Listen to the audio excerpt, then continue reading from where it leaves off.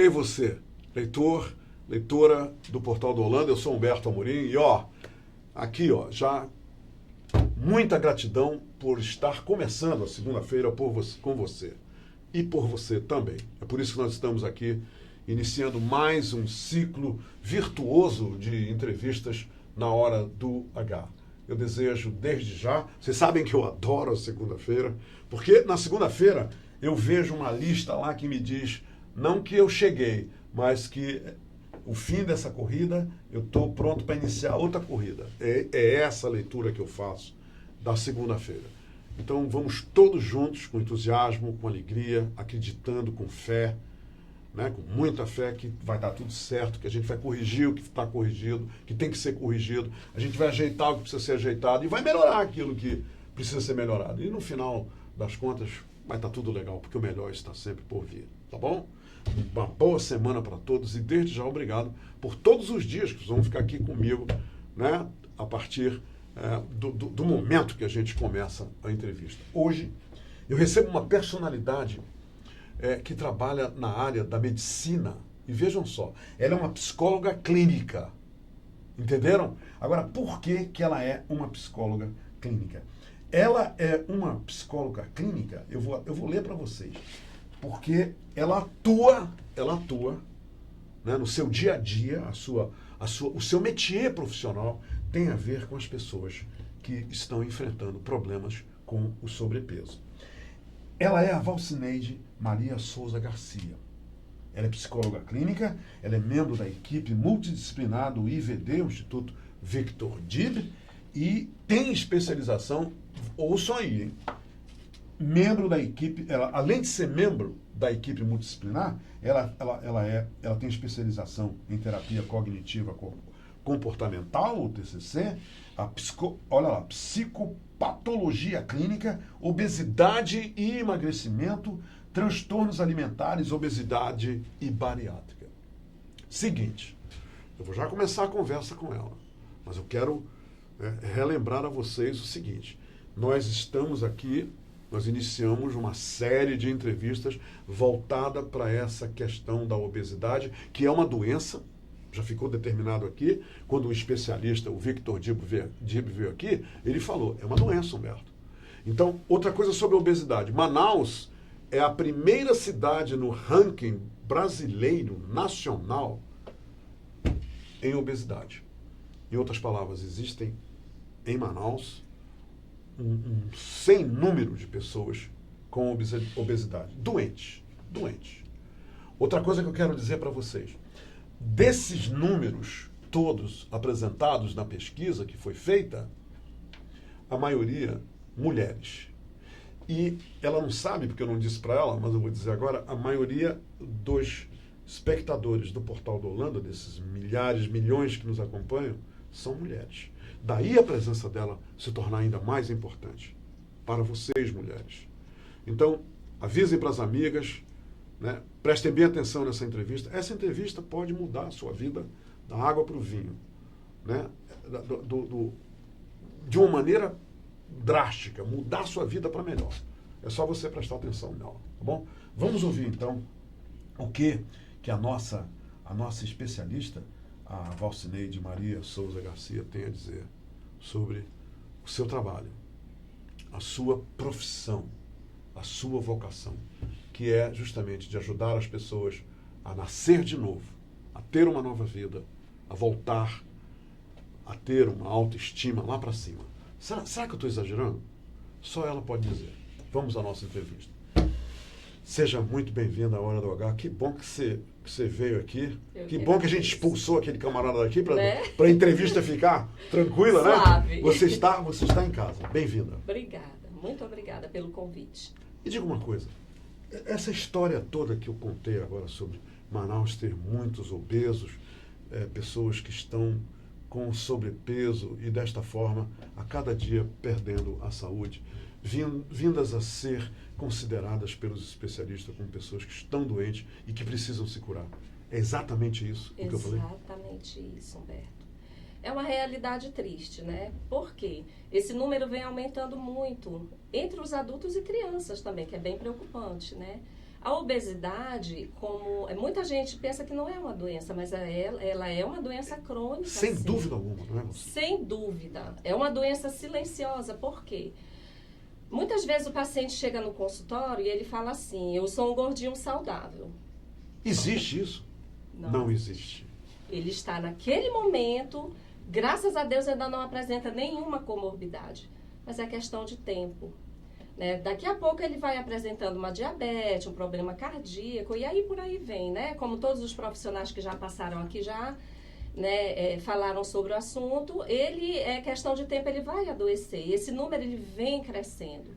E aí essa pessoa passa a se isolar socialmente, porque ela não se sente bem com o corpo, né? E aí cada a autoestima vai embora. A autoestima vai embora, a obesidade, se não for tratada, a tendência é cada vez ir aumentando mesmo o peso dessa pessoa. Quer dizer que não tem um limite para ela aumentar, ela vai embora, vai aumentando, aumentando. Ela vai aumentando, se essa pessoa tiver uma vida sedentária e ela não busca o tratamento, ela vai aumentar cada vez mais. Agora, Valcineide, se a pessoa começar a engordar muito, daqui a pouco ele tem dificuldades para fazer os exercícios, né? Até isso ele não vai conseguir fazer. Sim, ele chega na obesidade mórbida, né?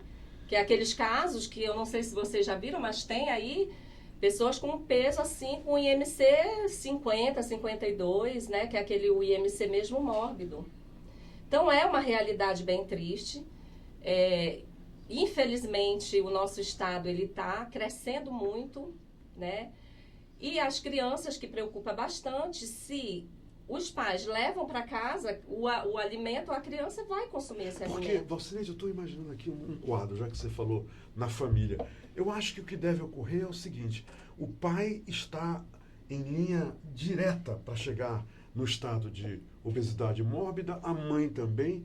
Então, eles só pensam em consumir e os filhotes ali, os pequenos ali em volta deles, estão comendo com eles. Quer dizer, não há limites para que tipo de comida, não há uma observação. Olha, isso aqui pode, isso aqui não pode. Olha, refrigerante não pode. Quer dizer, a criança vai na onda deles, é isso? Fruto do meio.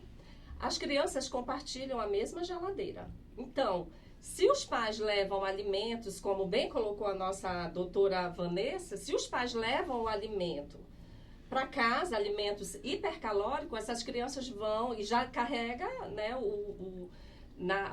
a genética de obesidade. Né? Se o pai, a mãe, se tiver histórico da obesidade, a criança provavelmente vai apresentar a obesidade.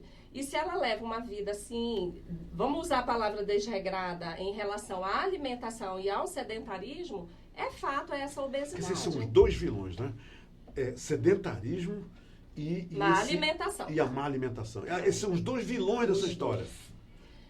Então, olha só.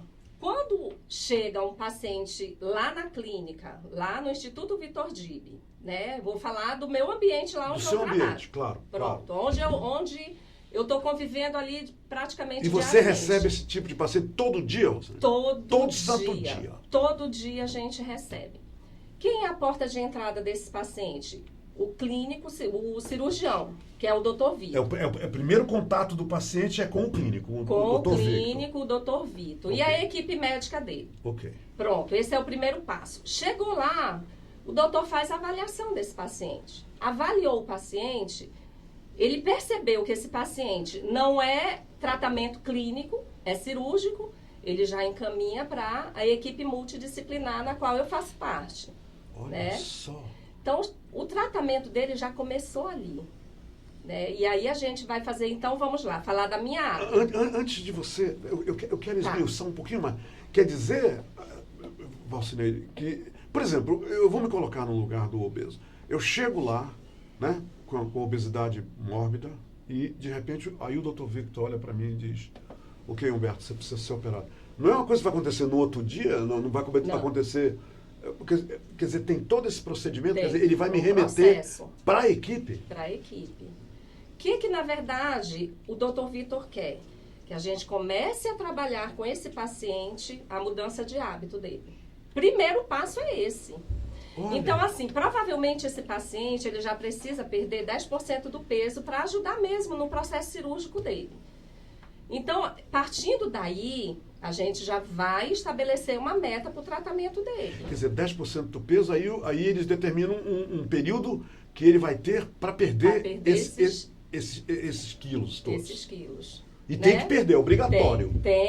Tem que perder ajuda, né? Na cirurgia mesmo, ajuda até para o próprio paciente mesmo, né? Para respiração cardio, diminuir um pouquinho o fígado desse paciente, é para ele mesmo, né? Então, é para cirúrgico esses 10 quilos, né? Quer dizer, desculpa, esses 10%. Esses 10%. Que aí vai de acordo com o peso que esse paciente apresenta. Muito bem. Aí o doutor Victor decide isso, aí lá vai ele. Qual é o próximo encontro? Com quem ele vai ter o próximo encontro? E aí ele passa pela equipe da recepção, que vai recepcionar esse paciente, que vai montar toda a estrutura do atendimento desse paciente. Através de exames e tudo? Também, incluídos os exames clínicos, de todos os profissionais que possam ter dentro da clínica ou fora, né, que a clínica não atende, né, esse pedido do cirurgião. Eu estou vendo que é um processo complexo. É complexo. Demora uns 3 meses, de 2 a 3 meses. Peraí, né? no momento que eu vou lá, sou atendido pelo especialista, o meu procedimento provavelmente será daqui a 3 meses, é isso? Sim, Até concluir todos esses estágios aí? Até concluir todo esse estágio. Pois bem, chegando no consultório da psicóloga... É o teu, aí aqui é contigo, lá vem. Aí a gente vai avaliar esse paciente, identificar como que ele está, né? Como que ele está, o que? Aqui? Emocionalmente. Aqui. Emocionalmente, né? Emocionalmente. Porque, Humberto, muitos pacientes, ele vem assim com a cabeça cheia, assim, desmistificar mesmo a cirurgia bariátrica. Porque ouve muito, né, o que o povo fala e tem um preconceito muito grande em relação... Ainda existe isso? Vamos falar aqui da cirurgia, né? Porque tem outros tratamentos, né, endoscópicos. E aí a gente vai falar um pouquinho da cirurgia. Então, ele vem com muitos preconceitos. E aí a gente vai primeiro trabalhar esse paciente, explicar e mostrar para ele direitinho que não é aquilo que ele está pensando. Você, eu estou imaginando quando ele chega lá para falar contigo, a autoestima dele está lá embaixo. Tá. A maioria deles, principalmente as mulheres. E ele já deve estar sofrendo com as consequências da obesidade, né? Com dores e dificuldade para tudo. É esse o quadro? Isso. E aí a gente entende, para ele chegar nesse ponto de buscar um atendimento mesmo, em um tratamento cirúrgico, é porque ele já tentou várias coisas, vários tratamentos. Eu imagino. Então, aí eu acho que nesse momento é buscar mesmo esse paciente, acolher esse paciente e tentar ouvir um pouquinho o lado dele. Para quê? Para que a gente possa montar uma estratégia de acompanhamento, porque naquele momento ele está passando por uma avaliação. Quer dizer, quando ele chega, ele só fala, vocês só ouvem. Só ouve. E aí eu vou conduzindo, lógico, né? Claro, aquela avaliação eu vou conduzindo, fazendo as perguntas que eu acho pertinentes ali naquele momento e tentando entender quais os padrões de comportamento dele. Então, assim, o ponto-chave do acompanhamento psicológico é mudança do comportamento. É o nosso carro-chefe. E o que eu falei na abertura da entrevista, é mudar da água para o vinho, é isso? O cara tem que mudar drasticamente. Tá. Se ele não tiver trabalhado isso na cabecinha dele, o tratamento não anda, Humberto. Não vai adiantar para nada. Para nada. Por quê?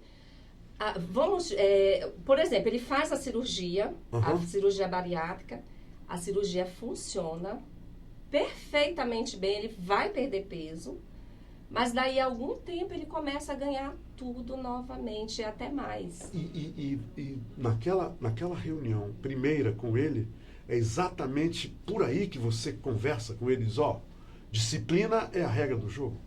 Nesse primeiro Porque, na verdade, ele é quem domina essa disciplina. Ele vai estar em casa sozinho num determinado momento depois da bariátrica, né? Ele vai poder decidir se vai continuar, né, como ele estava ou se ele vai mudar. Porque aí eu queria que você comentasse, Valcineide, a tal da memória, que isso aqui ficou bem claro com o Dr. Victor e também com a doutora Vanessa, que foi o seguinte, essa memória que eles têm e que precisa mudar essa memória totalmente. É nisso que você tem um papel importante na mudança dessa memória? Sim. O acompanhamento psicológico nesse momento, Ele é muito importante, porque a tal da memória metabólica... Metabólica, é isso. Eles demoram a entender que é assim. Mesmo ele perdendo peso, se um paciente que, vamos supor, com 30 anos que ele é obeso... E Quer aí, dizer, ele já tem uma memória fixa ali. tá A memória ali. metabólica dele é aquela ali, né? Já está. Para consumo, para tudo. Para tudo. Então, assim, se ele tem essa memória de 30 anos, em um ano ele está magro. Porque a cirurgia é para isso. É para isso. Ela vai emagrecer. Ela vai surtir efeito. Queira ou não queira, ela vai surtir o efeito. Significa o quê? Que em um ano a memória dele, a memória metabólica não sumiu da vida dele. Ela demora. Ela ainda está no comando. Está ali, no né? comando. Quer Então, dizer, assim, é uma briga, né? Ele está briga. numa briga ali com a memória antiga dele. Antiga. Uma nova memória e antiga. A nova foi essa que vocês passaram para ele durante os exames clínicos. Aham. Né? Então, ele passa por tudo isso, ele passa por todos os tratamentos, ele passa pela cirurgia, que ele pensa que é o final do tratamento, mas não é. Não é. Ele está apenas no caminho. Ainda Vacineide quer dizer que tem acompanhamento com o paciente, mesmo depois da cirurgia? Sim, que é super importante. O tratamento continua? Continua. O tratamento, ele não finaliza com a cirurgia, né? Que é um grande erro da maioria dos pacientes, que eles acham que operou, emagreceu, acabou ali. Não acabou ali. Não, né? Estamos começando o teu processo. Pode acontecer o quê? Um abandono da parte deles? Eles abandonam o tratamento porque esse paciente ele ainda não entendeu que ele tem uma doença crônica. O nome já diz, né? Então, aqui a doença é crônica, quer dizer, não tem cura. Não tem cura, ela tem tratamento. Como uma diabetes, sim, né? Sim, você controla, não é isso? Você controla, né? Então, assim, a cirurgia, ela vem perfeita, né? Ela funciona maravilhosamente bem. A gente tem exemplos aí, né? O Dr. Vitor mesmo já operou, acho que mais de 4 mil, acho que já até passou disso. E aí os resultados, eles são fantásticos. Só que, infelizmente, a grande parte desses pacientes... Não vou dizer grande parte, uma parcela. Uma parcela, sim. Abandona o tratamento. Que é uma pena, né? É uma pena, gente. E as pessoas podem fazer tudo de novo? Alguns retornam. Né? Para fazer uma nova bariátrica? Bom, de acordo com a técnica que ele usou, pode ser, isso vai ser avaliado pelo cirurgião. Pelo especialista, né? Exatamente. Pode ser que ele consiga fazer uma nova bariátrica, uma nova técnica. Né? Eu conversei com o Dr. Victor e ele falou, Humberto, olha, os casos de sucesso são maioria. A maioria são casos de sucesso. 70% são casos de sucesso. Agora, infelizmente, ainda tem 30% dessa turma toda que se comporta dessa forma que você está falando aí. Quer dizer, ele não domina, ele abandona o acompanhamento, o tratamento, quer dizer, abandona o que ele pagou para ter. Aí é a ruína. O que é triste, né? Porque passou por todo o processo. No momento que ele chegou lá, ele desiste. Né? E aí, nesse momento, que o meu trabalho ele é importante, Humberto. A psicologia nesse momento é importante porque a gente vai avaliar o que levou esse paciente a abandonar o tratamento. O que geralmente leva essa turma a abandonar, hein, Valcineide? Já que você tem lidado com isso. Olha, tem várias situações, mas eu vou te citar uma só, que é assim. Como ele tinha a baixa autoestima, ele vivia isolado, então quando ele se percebeu magro, isso é uma felicidade muito grande. Quer dizer, nasceu de novo, como eu falei? De novo. A pessoa nasce de novo. Nasce. E aí tem pacientes que é assim, ele foi obeso a vida inteira e de repente ele se viu magro. Então dá uma mexidinha mesmo no emocional desse paciente. Só que ele não volta para a gente fazer essa avaliação. Ele não retorna, né, com a psicóloga. Que pena. E aí eu acabo perdendo a informação desse paciente. Mas você tenta contactá-lo, dizer, ei, vem aqui, tarará, tarará. Nós temos a busca ativa na clínica. Existe, Nós né? temos E alguns resistem mesmo assim? Né? Olha, estou ocupado, vou viajar, olha, não dá agora, tá. E vão empurrando com a barriga isso. Porque com a barriga não, porque já perdeu a barriga, né? Eu sempre falo assim, Já perdeu. eu sempre falo o seguinte, o sintoma emocional, ele não dói como uma dor física. Então, a pessoa vai empurrando, né? A pessoa vai É verdade, não né? dói. O emocional, enquanto ele vai lidando com aquele emocional, enquanto ele vai ali mascarando tudo isso, ele não busca ajuda, ele só busca já na última, quando ele já está aí. Aí o que eu estou imaginando? Você fez a buscativa, viu que não surtiu efeito, aí de repente um belo dia ele te liga porque se olhou no espelho e diz: uau, eu voltei a engordar. Acontece isso? Acontece. E você sabe que a obesidade, ela não vem de uma hora para outra, ela é um processo. Então, naquele momento que o paciente fez a cirurgia ou que ele fez qualquer outro tipo de tratamento e que ele percebeu que ele está ganhando peso, esse é um sinal de alerta que ele deve. Não tem como ele perceber, né? Porque ele emagreceu, ele voltou, né? Então, ele é ir buscar mesmo essa ajuda enquanto há tempo e não perder o controle mais do peso. Isso aqui é importante as pessoas saberem, Valcineide, na minha opinião. Essa é memória metabólica. Ela é vencível, né? Você pode vencer essa memória e substituí-la por uma outra, nova memória. E aí, porque o que acontece, eu entendi, é que a memória metabólica ela vai estar ali querendo sobrepujar a nova memória que você, com a sua equipe, está impondo no paciente para ele permanecer magro. Então, é uma guerra que a pessoa tem que ter força de vontade para vencer contra a memória metabólica. Isso aí. E ter bem essa consciência que não é de uma hora para outra. A ferramenta mais importante ele já tem, que é a cirurgia. Perdeu peso, pronto, a tua luta vai começar a partir de agora. Não abandona o tratamento, segue adiante, faz tudo direitinho. Todos os profissionais que estão lá dentro da clínica do Dr. Vitor são especialistas na área. E se esse profissional está falando... E querem vê-lo bem, né? Quer ver o paciente bem. Para nós é o nosso sucesso junto, né? O sucesso dele é o nosso também. Né? Tem coisa mais maravilhosa, acho que você olhar aquele paciente que você acompanhou e verificar ali, poxa, tá com 5 anos que tu operou e tá conseguindo manter o controle do teu peso, que coisa bacana. Então a gente entende que esse paciente, ele tá seguindo direitinho. Hoje, antes de vir aqui, né, eu passei lá no shopping e eu vi, Valcineide, garotas de 15, talvez 18 anos no máximo, um monte de roupas em cima do corpo. Essas roupas, elas usam para quê? Para esconder, é uma capa. E lógico, eu olhei para as pernas delas, né? Porque estava tudo mais coberto. O rostinho. Já viu que toda gorda tem um rosto bonitinho? É lindo, lindo o rosto das gordas, né? Mas aí eu olhei para os pés delas e a gente vê a batata da perna já, né, desproporcional. Agora, muita roupa. O que é isso? Como da psicologia vê isso como? Que elas de repente começam a jogar um monte de roupa no corpo. É para esconder? Sim, é um mecanismo de defesa. Talvez essa roupa que ela está usando ali é para esconder mesmo a realidade que ela se encontra, né? E é muito triste isso, principalmente... Jovens, né? Jovens, nas mulheres, né? Afeta diretamente a vida dessa mulher social, sabe? Mexe muito, mexe com todas as áreas. Né? A mulher emagrece, engorda com mais facilidade do que o homem? Sim. É fato isso? O número maior nosso lá na clínica são de mulheres. Né? De pacientes. As mulheres buscam bem mais. Me diz uma coisa. Agora, essa é uma pergunta nua e crua para psicóloga. É uma grande amiga minha, essa pergunta ela me fez há mais ou menos umas 2 semanas. Ela disse: Humberto, você não fez para Vanessa uma pergunta que é crucial. E eu disse: a Valcineide vai essa ela não escapa. E ela está nos vendo agora, nesse momento. Uma pessoa muito querida.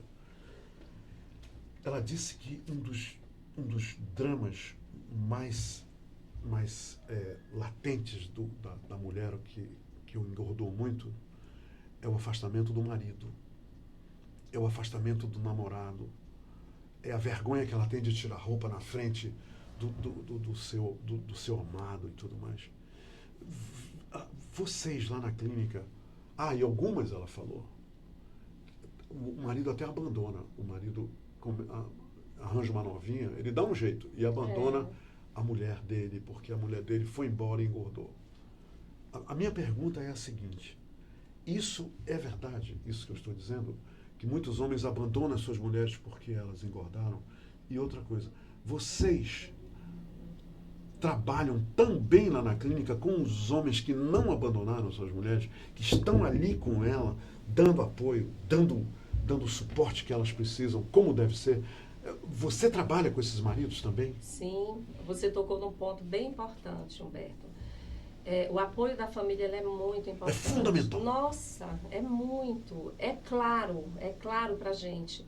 Quando não há esse apoio familiar, o atendimento, a evolução do tratamento, ele fica prejudicado. Então, nesse momento, e o que você colocou, a baixa autoestima, ela é presente, principalmente nas mulheres. A baixa autoestima, nesse momento, por quê? Ela não encontra roupa. Se ela vai numa piscina, ela não se sente bem, sabe? Então, assim, tudo isso vai contribuindo para que essa... Ela tem vergonha do corpo, isso é fato. Tem vergonha, é fato isso. É fato, é cultural.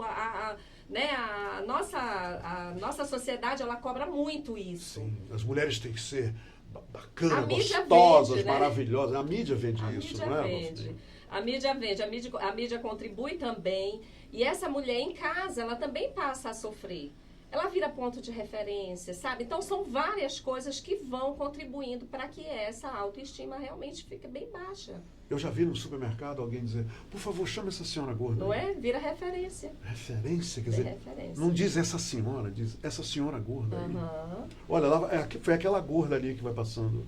Entra numa vira repartição, referência, né? Olha, onde eu posso encontrar, tem uma gordinha sentada ali. Tem uma gordinha, ela que está atendendo. Né? Vira referência. Olha que coisa interessante. Então, a pessoa já não está bem com o seu corpo, emocionalmente já não está bem, ela está fragilizada, né? Tudo contribui para que ela não se sinta emocionalmente bem. E aí, o meio que ela vive, a sociedade, ela vai cobrando e vai ainda minando isso aí cada vez mais nessa pessoa. A família pode ajudar, inclusive... Alcineide, no policiamento lá, não, isso aqui não vai entrar aqui em casa, isso aqui nós não vamos comprar, nós não vamos levar isso lá para casa. Esse doce aqui, ela amava esse doce, esse pudim, esses biscoitos. A família pode ajudar nisso, em bloquear esses alimentos que são verdadeiras tentações para ela.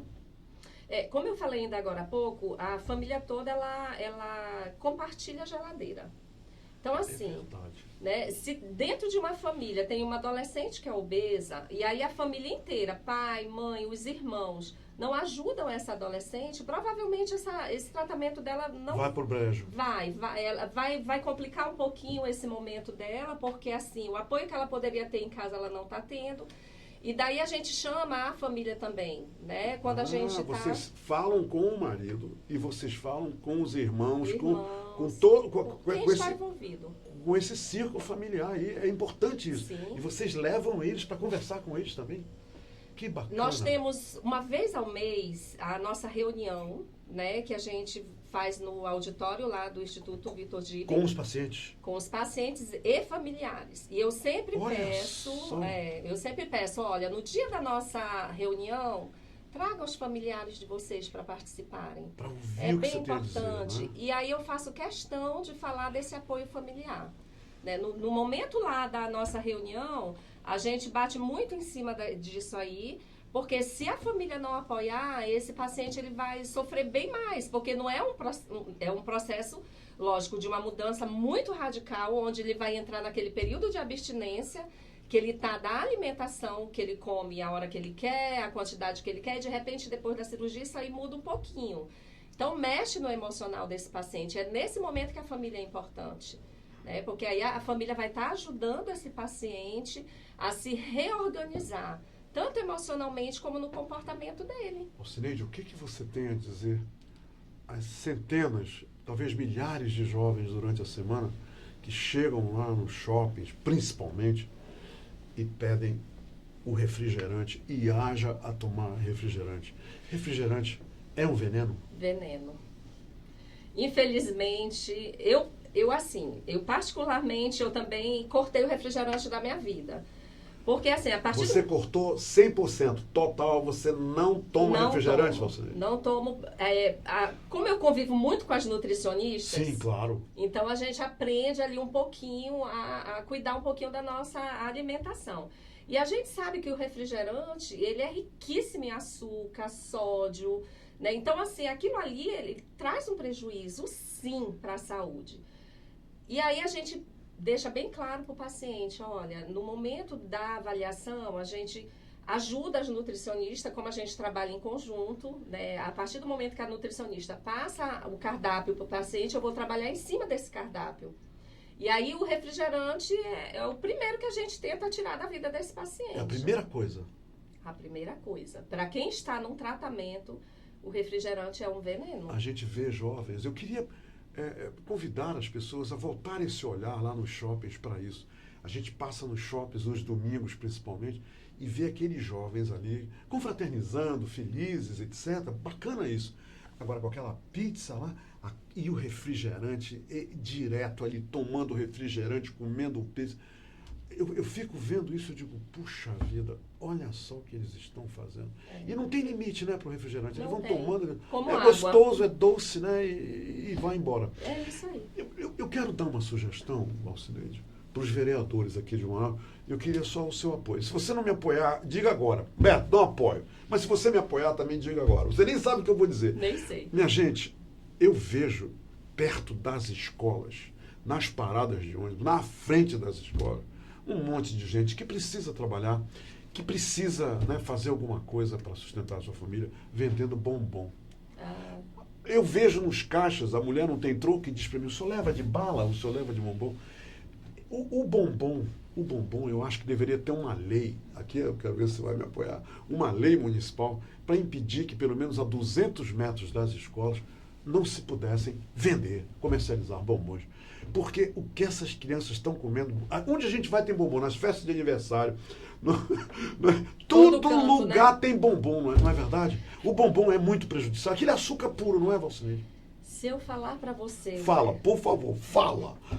Que tem alguns estudos que apontam que o açúcar, ele causa dependência. Ele atua numa área do cérebro. Olha... Eu não vou dizer idêntico à cocaína, porque eu vou estar exagerando um pouquinho. Claro, claro. Mas ele se parece muito, porque ele atua exatamente na área do cérebro. Aquele bombonzinho, né? Aquele bombom. O açúcar, ele traz, naquele momento, é por isso que ele vicia. Porque ele relaxa, ele traz uma sensação. Claro. E aí, algumas pessoas com obesidade, elas têm uma dependência no açúcar, e aí que a gente trabalha para que esse paciente... deixem de fazer uso do açúcar. Mas eu falo assim, não é nem um pouquinho. Por enquanto, tira tudo. Tira todo o açúcar da tua vida. Tudo. Esquece o açúcar. Esse açúcar branco é um terror, não é? Refinado, esse, né? Refinado, esse açúcar branquinho. É o vilão das nutricionistas. Não é? Da mesma forma, o salzinho branco. Aquilo ali é terrível, não é?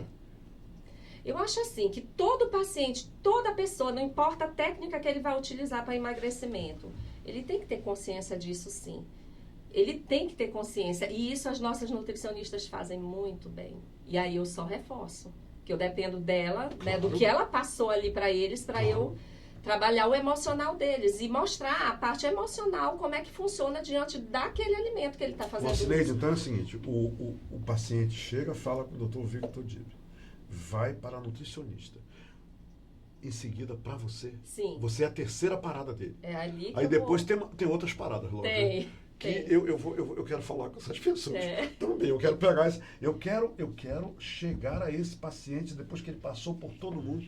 A minha ideia é trazer todo mundo aqui que lida com esse camarada dessa equipe multidisciplinar para ouvir o que eles têm que dizer, o que eles têm a dizer, como você. É uma boa ideia? É ótimo. É uma boa ideia. Aí você fechou. Aí eu fechei. Fechou bem. Dê um conselho, por favor, aos jovens principalmente, e as pessoas que hoje, nesse momento que estão nos vendo, que ainda estão com 10 ou 20 quilos a mais. Quer dizer, o que você tem a dizer para essas pessoas? Olha, o que eu tenho a dizer para vocês é para buscar o tratamento enquanto há tempo. Porque assim, se você ficar protelando, esperando... Esperar ficar doente? Esperar ficar doente, né? Porque como eu falei no início, a obesidade ela é uma doença crônica e ela é silenciosa. Se você está saudável ainda, é questão de tempo se você não buscar um tratamento para você ir adquirindo aí algumas doenças que fazem parte, que são as comorbidades que a gente fala, que fazem parte da obesidade. Então, é buscar, é fazer uma atividade física, é fazer o tratamento completo, é buscar a equipe que são especialistas na área da obesidade, de tratamento. Isso é fundamental para vocês, buscarem enquanto há tempo mesmo, Humberto. Você já deixou seus contatos aí com o Já Paulo? deixei. Os contatos estão aparecendo, Paulo? Já deixei, já deixei. As pessoas podem ligar para você. Podem. Vai ver, tem pergunta que eu não te fiz e que essas pessoas estão doidas. Sim, né? sim. Temos a rede social da clínica, tem os telefones da clínica, Pronto. já está tudo passando E aí. você vai atender esse pessoal. Uma sugestão para a equipe de comunicação. Dá uma olhada no Facebook. Paulo, tem muita gente aí. Tem muita gente aí fazendo perguntas. Para a equipe de comunicação lá da clínica, responder essas pessoas. Sim, Né? Olha, o Paulo está trazendo aqui. Eu vou dar um exemplo aqui. Lá embaixo tem uma pergunta. Lá embaixo. Do Eudásio? Isso. Paulo, o Eudásio Nascimento diz, boa tarde, minha glicemia deu 94, está bom ou ruim? O Paulo, olha aí, o Eudásio já está preocupado. O que você acha? Já, e tem que se preocupar mesmo, viu, Eudásio? Busca logo um tratamento, busca fazer um acompanhamento direitinho, procura os profissionais certos, que daí você vai ter uma vida bacana, uma vida tranquila, saudável, com qualidade, né? Qualidade de vida, esse é o nosso lema. Ó, eu vou só fazer tua pergunta, eu não resisto. Eu vou fazer tua pergunta, Marcos B, o nome dele. Ele diz assim, eu gostaria de ter o número da doutora Valcinete. Tá aí aparecendo, Tá né? aí, tá aí. tudo aí. Então já resolveu o primeiro problema da tua pergunta. E saber se ela tem convênio pela Rap Vida. Não diga agora, não, diga depois. Depois ela vai dizer se tem ou não tem convênio. Vai ver, ela não sabe, depois ela... Então ele quer saber se tem convênio pela Rap Vida e se não tem o convênio, quanto é que custa falar com ela? Não, mas isso aí ela vai te dizer, ok? Olha, qual é o nome dele, Marcos? É o Marco Bi, olha. Marcos Bi, o telefone da clínica tá aí. Você entra em contato aí que todo mundo vai te dar todas as informações. Olha só, aí o Leonardo Pinheiro. Leonardo, ó, essa aí também ela vai te responder diretamente, tá? O Leonardo Pinheiro, que é o super fã do programa, ele diz, doutora, boa tarde, fale um pouco de psicologia aplicada no trânsito. Te acalma aí, nós vamos falando de procedimento bariátrico aqui, tá?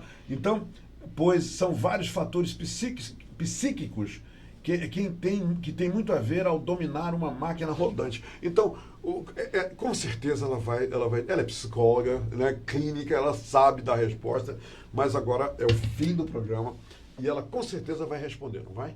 Sim, Ele ligando, sim, ela sim. vai dizer como é que tu te acalma Com no certeza. trânsito. Como é que tu te acalma no trânsito? Mas eu posso até dar uma dica para você. Não importa o que, não responda a uma provocação no trânsito. Claro. Isso é básico. Buscar o equilíbrio, né? O cara diz, Humberto, filho daquela. Eu fico quieto, não é nem comigo. Não é Melhor comigo. coisa. E eu vou... É por aí, Melhor não é? coisa. Não é? Isso sim. Psicóloga clínica Valcineide Garcia, muito obrigado pela entrevista. E eu acho que milhares dos nossos leitores e leitoras lucraram muito, aprenderam muito com as informações abalizadas que você trouxe para cá. Essa é a nossa ideia, é justamente trazer pessoas, profissionais que realmente têm toda a capacidade, como a psicóloga Valcineide, para que os nossos leitores e leitoras que merecem, por isso que nós estamos aqui, um norte que possa assegurar que realmente o melhor está por vir. Tá bom? Muito obrigado pela entrevista. Eu que agradeço. Nós conversamos legal, né? Não Foi ótimo, foi papo gostoso. Não ficou nervosa, né? Não. Foi ótimo. Obrigado. Eu que agradeço. Obrigado, trazer meu. um pouquinho E um abraço aí à do turma nosso... da clínica. Eu vou Sim. continuar cutucando lá para ver se traz mais gente para falar sobre isso. E a hora Tem que muita coisa ainda para precisar, falar sobre isso. Pode Não me tem? chamar. Tem, nossa. Não tem? É um tema muito amplo. E assim, só pra gente fechar rapidinho. Bora. Eu Não tem preciso problema. fechar. Fecha. Desmistificar um pouquinho a cirurgia, porque muita gente tem muito medo de buscar o tratamento por Medo de morrer? porque houve muita coisa de pessoas que não é especialista na área e aí traz algumas informações. Então a gente Aí o camarada chega lá totalmente desequilibrado. muito. E aí, passando comigo, a gente tira todas as dúvidas. A equipe médica vai tirando todas as dúvidas.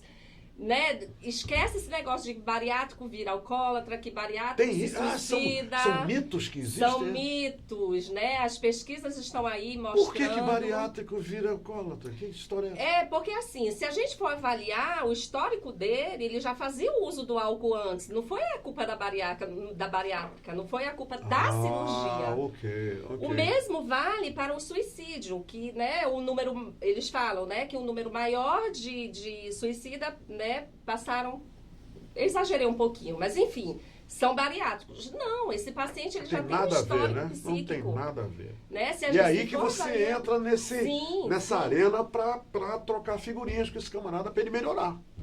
Perfeito, é por aí o caminho. Então, estamos aí. Bacana. Bacana, duas coisas. Te conhecer, eu não conhecia, Valcinei, eu te conheço agora. Bom. E obrigado pela maravilhosa, formidável entrevista que você acaba de dar aqui para o pessoal, para a turma que segue a Hora do H. Eu que agradeço. Tá? Agradeço a todos que estão aí perguntando. Se eu puder responder depois, eu vou estar lá. Ela vai no Facebook, vai ver tudo isso, vou, né? Vou tudo sim. que está lá. Vocês merecem. Minha gente, até amanhã. Amanhã eu estarei de volta. Um abraço para todos, bem forte.